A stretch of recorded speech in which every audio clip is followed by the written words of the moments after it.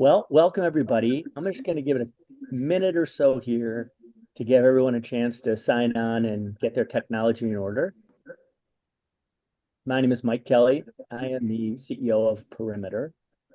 I want to just highlight for you that we've had a rebranding here. About a year ago, we were called Process Bolt. Now we've rebranded to Perimeter, and you'll kind of see why. We now have a platform that kind of covers more of the vendor perimeter of your organization. We thought it described more what we do. Anyway, welcome. And I want to just wait 1 minute and then we'll get kicked off. Perfect.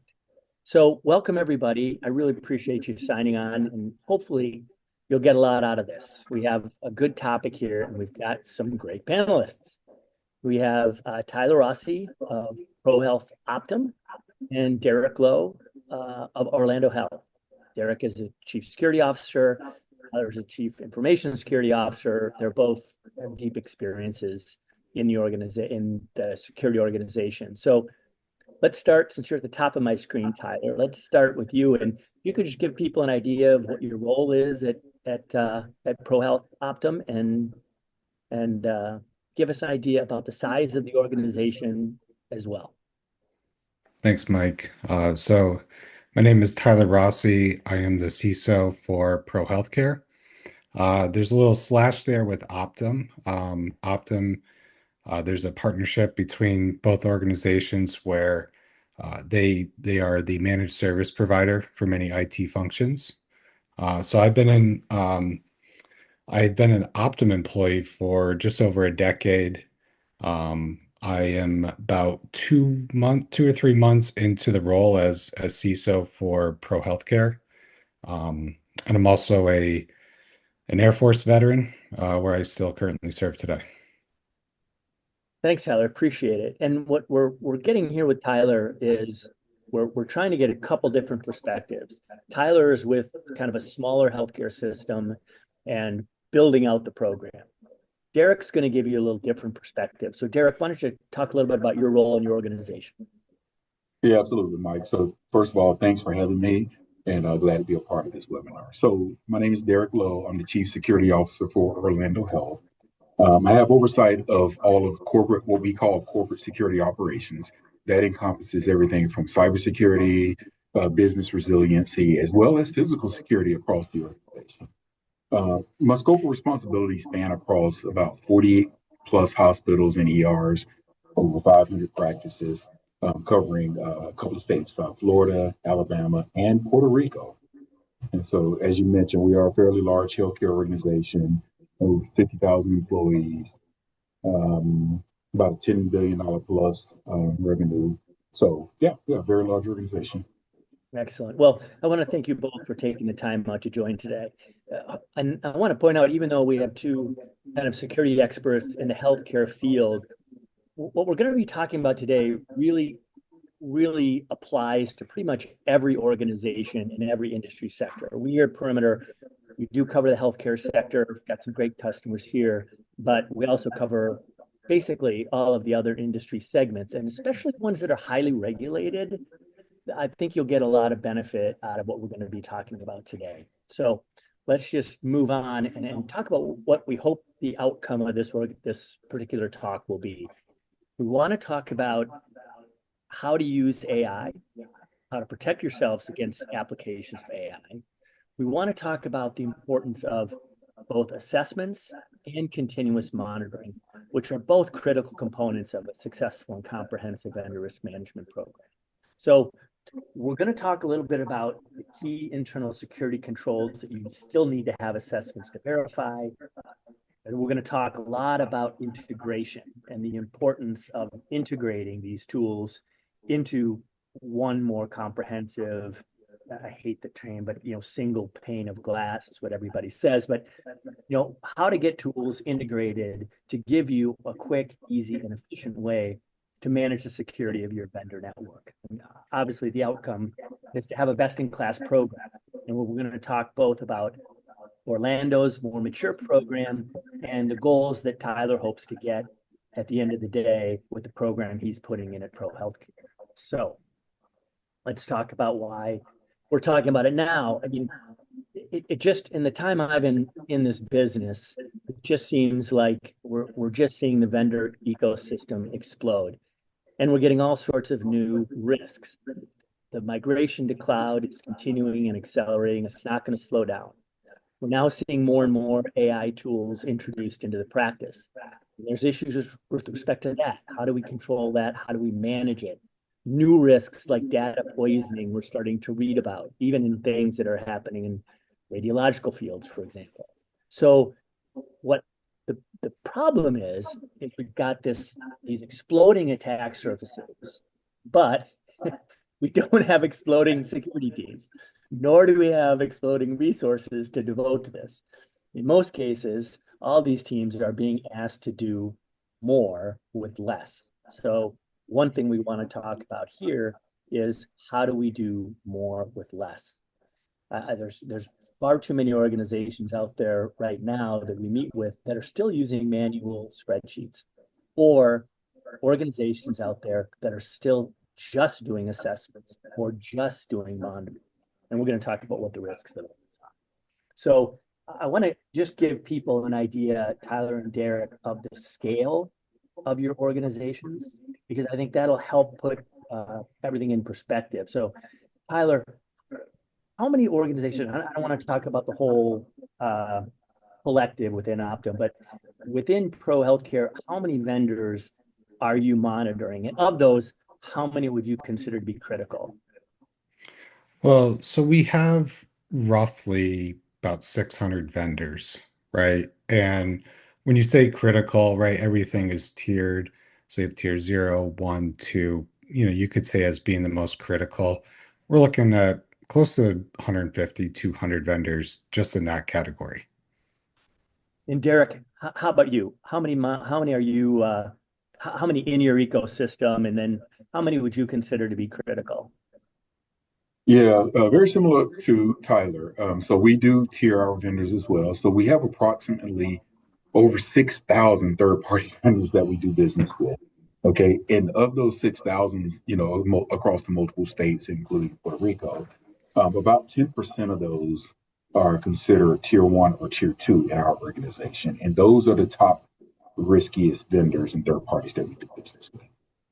We're going to talk a little bit about that tiering too a little later in the webinar, give people an idea of how you determine what you consider to be a critical vendor and what you do with respect to those critical vendors versus others. We'll get to that just a little bit later. So one thing that I want to point out, we're going to spend a little bit of time on this. The more I've gotten up on the speaking circuit over the last year, and there's some great tools that are emerging out there, but I hear what I consider to be really dangerous talk, which is if we're doing continuous monitoring, if we have a tool that is looking over the external facing attack surfaces, that should be enough.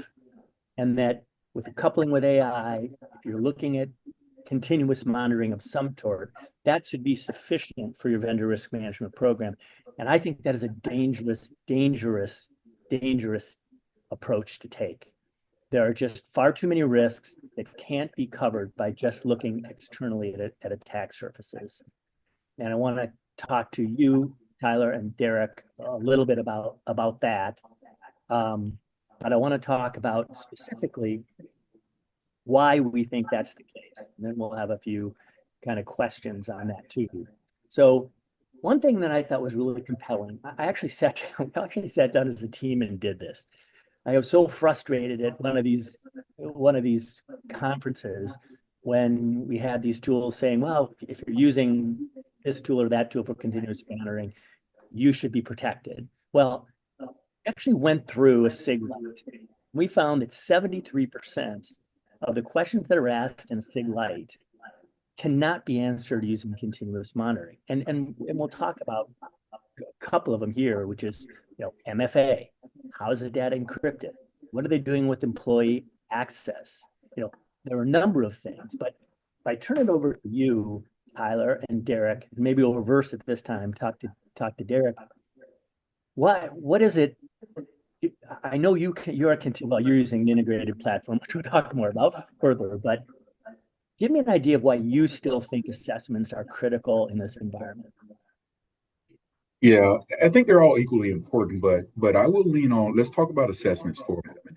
Assessments are very critical because it gives you the initial assessment of a vendor. You're able to dig deep with your questionnaires, receiving SOC 2s, requesting documentation such as SSAE 16, SOC 2s, and your questionnaires. And to your point that you called out earlier, it lets you know if the organization is using MFA. How are they storing and encrypting and protecting your data? How do they manage their third parties that's accessing your data? So that risk assessment up front, it gives you all of the detailed information that you need in order to make a decision if this vendor is a risky vendor. And to your point, we'll talk about how we tier these vendors once we get the results of those assessments, that initial assessment. Tyler, would you add anything to that? Well, what's interesting, it makes me think about some of the other programs within security, right? When we look at vulnerability management, right? We don't just assess them one time and then walk away, right? If we're talking about continuous monitoring, right now we're pretty much scanning as an industry. I would say probably at least monthly, most likely weekly at this point. And there's even tools that are even quicker than that, right? So we need to bring that same level of discipline into a third-party risk management tool. And so, like Derek said, the assessment is absolutely critical. You need to get that up and running, do it right. Need to know the posture of the vendor, but also how is the business, right? In my case, Pro Health, how are they going to be using the technology? That's going to inform, based on the output of that assessment, what controls we need to put in place. Absolutely. And that's what we see too. On this side, just a couple more examples of this, right? So there are certain things that you just have to assess to really find out what the overall cyber hygiene of that organization is. MFA, we talked about data encryption practices and key management, employee access controls and privilege, incident response, data flows. All these kind of things are things that we can't necessarily dig into from just looking outside. The other thing I want to point out about assessments is when we think about security assessments, we think about a large, comprehensive, NIST-based, STIG-based assessment that happens, once a year or a couple times a year. If you have a good assessment tool, one that's customizable, one that's easy to use, you can assess internally, you can assess for other data privacy, for AI. If it's a simple and easy to use tool, you can build an assessment that can identify a specific risk. Let's go back to Log4j, for example. If you have a 0-day risk and you're worried about what's going to happen, but you've launched your assessment 6 months ago, if you have a tool that allows you to easily build and customize an assessment, you can build just an assessment around the Log4j issue, send that out to your vendors and get it back and be able to isolate that specific risk. So assessments can be very, very versatile, and they can be a very, very effective tool at not only getting the overall vision of your vendor network, but to be used tactically from time to time when new risks emerge. So I really want to drive home the point that we need assessments. We will need assessments. It is unfortunate, but they're a very important tool in our security toolkit. Okay, so now that we've beat down the assessment issue to a fine pulp, let's talk about continuous monitoring, because we don't want to go the other way, right? I have this, yeah. It's kind of like the green tree principle, right? Where you don't want to bend it so far out that it never goes straight again. Continuous monitoring is critical. It's a very critical component of any vendor risk management program because risks evolve, obviously, within seconds. By the time you get your assessment back, it's already outdated. So in between the periods of those tactical and strategic assessments, you need to know what's going on in the external facing attack surfaces of your vendors. So the continuous monitoring really kind of does two things. It's an early warning system, and it also provides a certain level of verification of the overall hygiene of your. So I want to talk a little bit about this because I know, Derek, we were talking about an example you had where continuous monitoring, even though you thought the assessments were done, everything was managed internally, you had a continuous monitoring review. We don't like to use the word scan. You had a continuous monitoring review that indicated an issue. Why don't you tell us a little bit about that and how you resolved it? Yeah, absolutely. I do have a great example just recently, but I can't highlight enough. I just mentioned that we have over 6,000 vendors, right? Third parties that we do business with. So continuous monitoring using some type of automated tool to help continuously assess these vendors is very, very critical. Now, with that being said, we did have recently how continuous monitoring helped my program is that we were one day, I'm going to put it in layman's terms here. I was sitting here talking to a couple of my directors, and all of a sudden, we had a significant decrease in our scoring tool. So the way the tool is utilized is a scoring. So think of in school, you have a letter grade A, for you're doing well in class B, C, D, and F, right? So we had a significant drop on multiple of our external facing tools immediately. And so once we identified that, we activated our incident response plan to see why this was happening. And so, with that being said, that continuous monitoring tool was able to alert us. We were able to quickly activate our incident response plan, based on that significant drop. We identified what the issue was, and we remediated and instantly put us back in a better place. And then the continuous monitoring tool was able to validate that we had remediated. So there's, one example that I can share. And that's interesting. I mean, and one thing that we try to do here at Perimeter with our system, and that's a good example because oftentimes users of our platform are also monitoring their own organization, making sure their own organization doesn't have any gaps that emerge or are present that need to be addressed. And the other thing we do is we provide whether it's an immediate change or drop in a score of a vendor or immediate change and drop in a score of your own organization, we give you exactly what led to that and actionable intelligence to both parties to resolve it as quickly as possible. We don't believe in, and I think it's unfortunate that players out there who engage in this game that say, oh, your score dropped.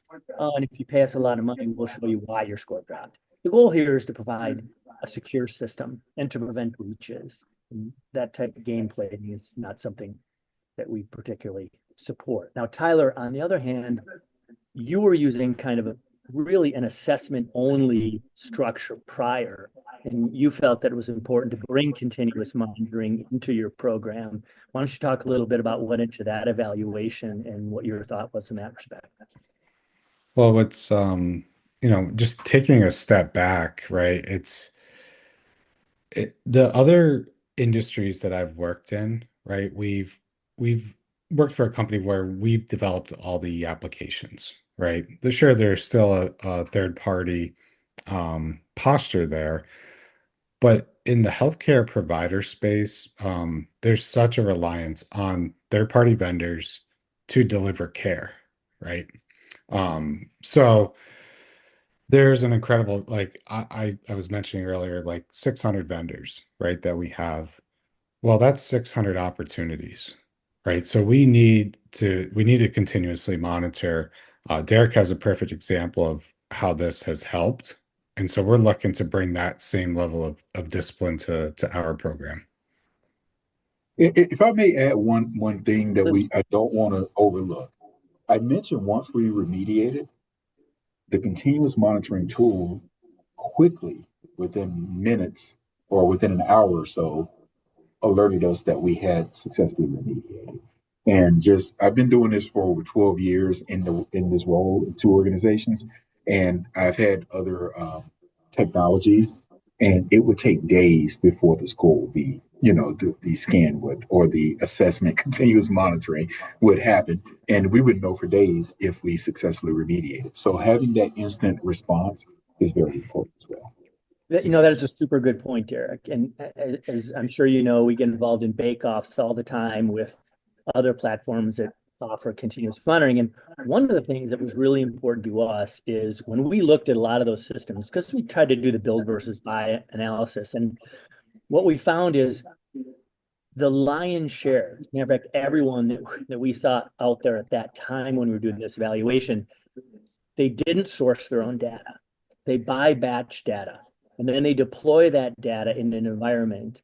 And by the time all that is done, they buy the data, they source the data, they put it into their environment. It's often stale. And a lot of times it leads to false positives. And so what we do, which I think is really important, is we allow you to refresh that data instantaneously and every single second if you want to do it. We do it historically as a platform on a daily basis. And we, again, source our own data. So we know that that's real, limits the false positives significantly. But that's a really, really good point that well, that's the other thing we want the vendors of our enterprises to know, because they're trusted partners of our enterprises, right? We don't want to alienate them. We want them to have a secure environment. We want them to feel comfortable in what we're doing in this whole process. So we give actionable intelligence to that vendor to resolve the issue. Once they get that intelligence and they act on it, the enterprise can just hit refresh and can verify that, in fact, that measure has been taken. So it's a great point, Derek, and another really important benefit of continuous monitoring overall. The other thing I want to mention too, because it ties in the importance of both integration and continuous monitoring. And most recently, we saw this with the Salesloft drift breach. But prior to that, we also saw it with the MOVEit breach. Because of continuous monitoring here at Perimeter, we were able to identify certain exploit signatures that were identifiable with the Salesloft drift breach. Same with the MOVEit breach. So we were able to proactively, with the continuous monitoring, identify our enterprise customers, which of their vendors might be susceptible to the Salesloft drift breach. We then follow that up with a truncated small assessment so then they could reach out to those vendors using the assessment function and identify which of those vendors really may have been impacted by the Salesloft drift breach before it became critical. And I think that is a good example too of how both assessments and continuous monitoring can work really hand in hand. One other thing I should point out too, in our database, our blogs here, we did an examination as best we could, a forensic look at what happened with the Ascension breach, which, based on the information we have, which largely is public and may not be complete, it really resulted from the failure to properly of a vendor to properly offboard a sub vendor. And that's something that continuous monitoring should be able to help you with too. It should be able to make sure that those vendors and sub vendors are off anything that could cause potential vulnerabilities to organization. Anyway, talking forever on this topic, we can move on. Okay, so one of the other points we want to talk about is AI, and there's two components to this part of the discussion. One is, how do we use AI beneficially in vendor risk management? But two, also, how do we protect our organization of this exploding use of AI?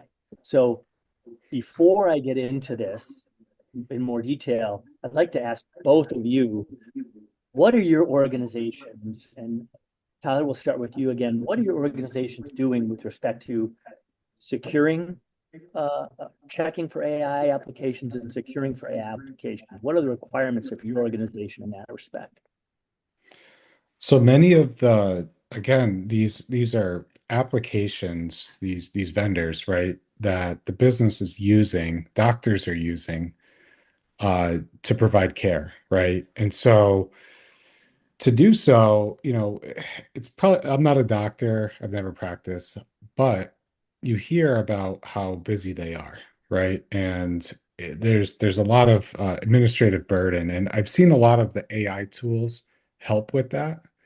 And just that basic example, we want them to use this, right?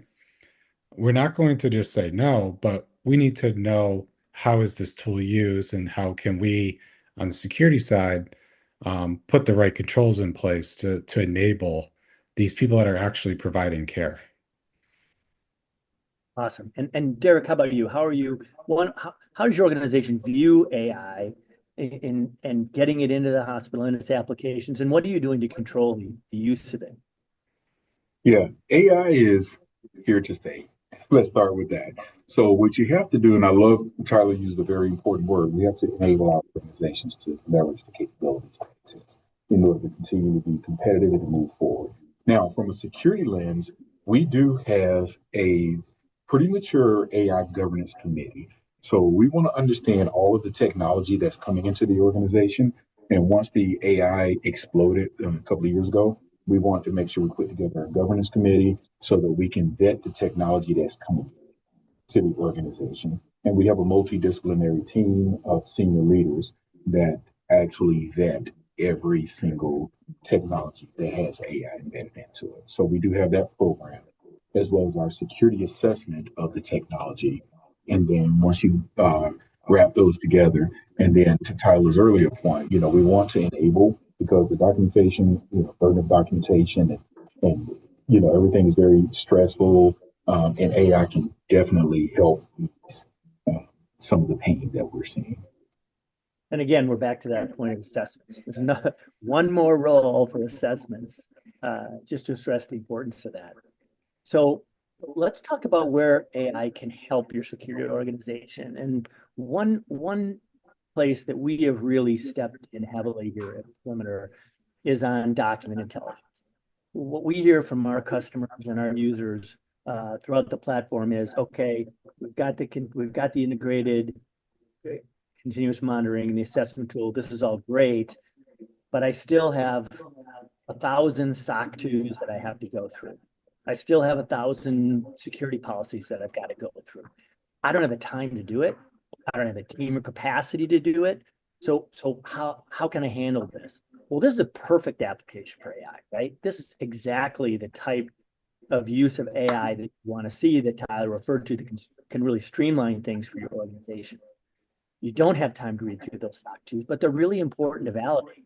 So you can use AI, and we have built into our platform, obviously here, but there are other applications as well, where you can use AI to vet those policy documents to really speed things and make it efficient for your team. So I'm going to talk a little bit about more of that, but so Tyler, for you, who were using an assessment tool before, what historically were you doing with your team relative to reviewing these security policies, like SOC 2s, for example, that included with an assessment? Yeah. Well, it reminds me too of like a SOC analyst, right? It's well documented how burnt out they can become with how many alerts that they have to handle, especially if they're false positives. And it kind of makes me think of it's the same thing with someone working in third-party risk management. There's like hundreds, thousands of assessments, right? How does someone comb through all those? How do they know, what information is correct, what's not correct? And I mean, this, like you said, it's a perfect example of how we can use AI to enable those highly talented people to really give them a very narrow focus of what matters the most in that moment. Derek, anything you'd add to that? Yeah, that's exactly right. So, leveraging that technology, we've been able to successfully reduce our turnaround time for completing assessments, reduce it by 80%. And what I mean by that is you think about the manual risk assessment. You email the third party, you receive the questionnaire back, you receive the SOC 2, you read it all, you parse through it. Are they MFAing? Are they encrypting? And you just go on. And it took hours to complete an assessment. With Doc AI, it lets you narrow down on the things that matter the most. We're able to validate that, if we have set standards within the organization of encryption, MFA, the type of TLS encryption 1.3 is acceptable. And when the results come back in, Doc AI parsed through that and it tells us the anomalies. And the team now has narrowed down to just focus on things that deviate from the standards that we set. So we've been able to reduce our turnaround time by 80%, as well as I increased my team manually before I embarked upon this technology. I actually increased my team over 100% just to handle the workload. Because again, if you think about the number of third parties, our growth trajectory, that was more third party assessment. So again, we were able to automate that process. I was able to steady the growth of FTEs, so that we can handle, but the growth of the business and the risk assessments continue to grow, and I didn't have to grow the team with it. Well, what's interesting too, Mike, if I may just jump Yeah. in, I was reading the other day, and it was a study from 2022, so a couple, 3-4 years ago at this point, or for whatever the math is. It was talking about how, over half of healthcare providers, right, organizations have experienced a breach. And of that 55%, it was like 60 something percent were related to a third party, right? So, budgets are tight. A lot of these organizations are nonprofits too. Like it's hard to just continuously add headcount, right? What, Derek was just mentioning. So how can we use the technology to, it's not taking over their role, but just giving them that focus and that mission to, all right, this is what I need to focus on. Here's how we move forward. Absolutely. The goal is doing, how can we do more with less? Because Yeah. the more it keeps growing and you just can't keep adding staff. And that's why this is a perfect use of AI. Now, Derek, thank you for mentioning Doc AI. That's actually our AI component, but there are other tools out there as well. But how this works is just examples. Unfortunately, it's sadly a little blurry, and it has our old branding on it, Process Bolt. Good catch, Mike. But what this AI tool can do, and I think there are probably others out there similar, is it allows you to ask questions in natural language of a document and get that answer back in natural language. Because it's integrated with the rest of the platform, it also verifies that there's consistency between what they're saying in their assessment, what's being seen on their attack surface, and what's been reported in their SOC 2. So you may just want to know, hey, is the data encrypted in transit at rest? That's what I really want to know. Or is it all hosted in the continental United States? You can just ask that question and you'll get the answer, and it'll highlight in the document where that answer comes from.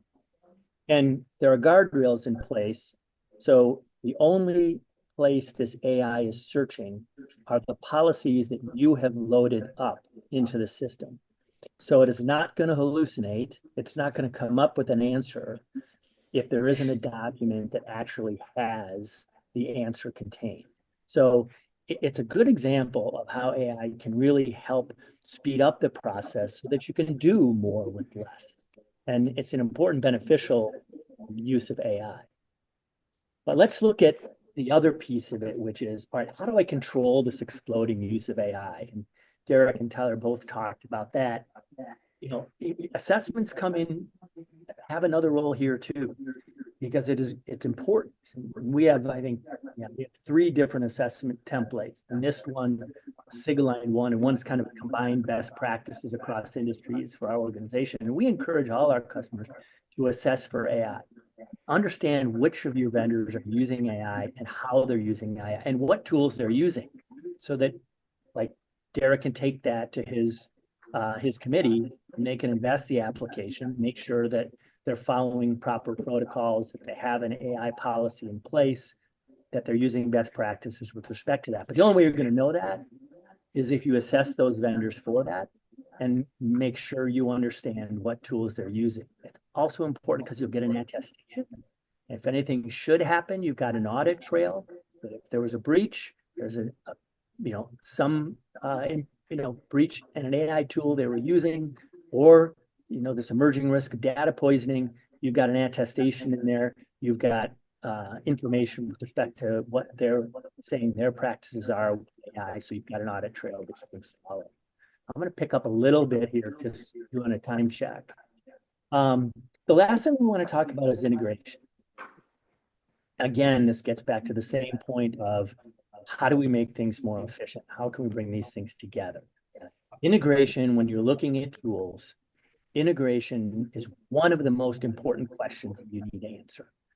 Not only integration with whatever your source of truth is, but whatever business intelligence tools you're using, for example, but what other tools are you using to do your business? We have an integrated platform, and we're going to talk a little bit more about how we integrate the functions within, but integration is really, really critical. And I'd like to ask you, Tyler and Derek, when you're shopping for tools, and I think, Derek, we talked about this with respect to Epic. Maybe I'll start with you on it. But integration is really critical to have all of the data points you need to make an intelligent decision in front of you, whether that's separate tools brought together somehow in business intelligence or included in one. So let's talk just a little bit about integration, Derek, and how important that is and how you achieve that. And maybe not using security as an example, but using Epic as an example. Yeah. Having an integrated platform for me, in my opinion, is very important. Think about, okay, so let's use the example of Epic. So we embarked upon acquiring Epic about 4.5, almost 5 years. And before we had Epic, we had multiple EMRs. So for example, if you have a patient, so the patient is the center of everything we do.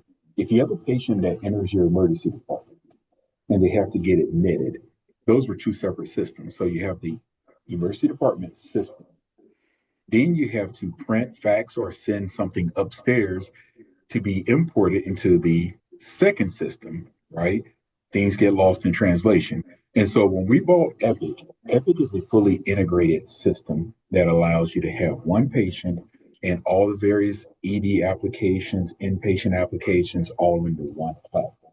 So I use that comparison to cybersecurity and third-party risk management. We talked about one patient. Let's have one vendor. I want to know that this third party is in this platform. You called it out very well earlier. You have the SOC 2. You have what they tell you in the assessment. You have what the continuous monitoring is telling you underneath that one platform. So you have one vendor and you have one risk profile. So having an integrated platform is very important to me to run an effective third-party risk management program. And Tyler, I know you want to add on that because I know that was one of the things that you were looking at in your evaluation. And we're going to talk a little bit more about best practices. I'm going to hustle this a little bit more, but I know that was one of the things that was important in your evaluation overall of, building out your program. Yeah, and just to be short, integrated platform that I can do the assessments, I can track the risk and a risk register type thing. Very important, right? And we've taken that same logic in other areas of security as well. So, the goal here is to say, okay, how can we want to bring all these tools together? We want to integrate it. Yes, there's middleware out there, but there are platforms, ours, of course, which have all these tools available in one kind of integrated system. But the goal here for your program overall is to have, the attack surfaces that are always on. You're always looking at those attack surfaces in real time and making sure, because people can spin up a database that's not behind a firewall. They can fail to load a patch. We saw that lead to a huge breach in the healthcare space. And then have the targeted questionnaires, not necessarily just, listen, I'm going to kick out a NIST once a year, check the box and be done. But have a targeted, thoughtful assessment. We're going to talk about that too. Those assessments can fit the tiers for criticality. You may not want everyone to get the full SIG. You may only want them to get a SIG light. You may only want them to get a few specific questions based on their criticality, or not assess them at all. Just rely on the continuous monitoring for that vendor if it's not a critical vendor. And then having the ability to use AI proactively across the system. Parsing documents, for example, we saw was a great use. And correlation of this data, that's where integration really comes in, right? As Derek said, you get each one of these pieces verifies the other. And we're going to talk a little bit about how that happens too at the kind of towards the end of the discussion here. So comprehensive risk visibility is what we're going for. And we want to bring all these tools together so that we have a really full picture of that vendor network. That's really what best-in-class vendor risk is you're doing a strategic assessment, you're tactically using continuous monitoring, and you're finding AI tools that can help your teams be more efficient, but still more secure. So skipping ahead, Derek, I'm gonna have you walk us through this because we took this kind of year system. You have a very mature program in place, and you have a step-by-step process of how you bring on a vendor, and then what the process is beyond that. So I've distilled this from your process. Hope you forgive me for that, but maybe you could just walk us through this because this really is best practice as far as we're concerned. Of all of our customers, yours is one of the most mature systems and one of the best and most thoughtfully developed. So go ahead, Derek, walk us through this. Yeah, absolutely. So we call it our 7-step program process, right? So those 7 steps includes the intake part. So before you even begin with a third party, someone within the business is reaching out to a third party for a service, whatever that service may be.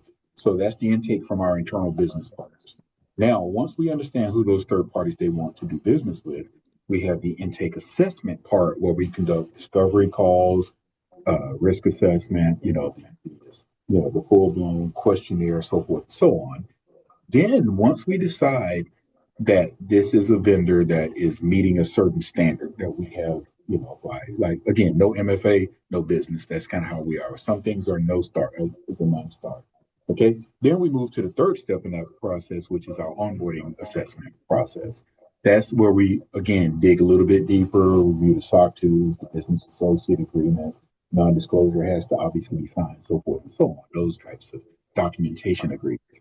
And then we get to step 4, which is what we call our corrective action plan. So again, there are some third parties that are non-starters, based on their lack of security.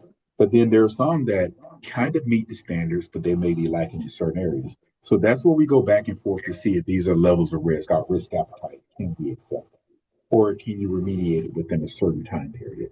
We work with our contracts team if we agree that, you don't have MFA, it's a non-starter, but MFA is right around the corner 30 days from now. We can't go live with you, but we will follow up with you 30 days later, and we'll put it in our contract agreement, right? So that's step 4. And then the 5th step is our final report itself. That's the full-blown, what we call vendor risk assessment profile that we say we are okay to move forward with this vendor. We proceed with caution, or we do not recommend.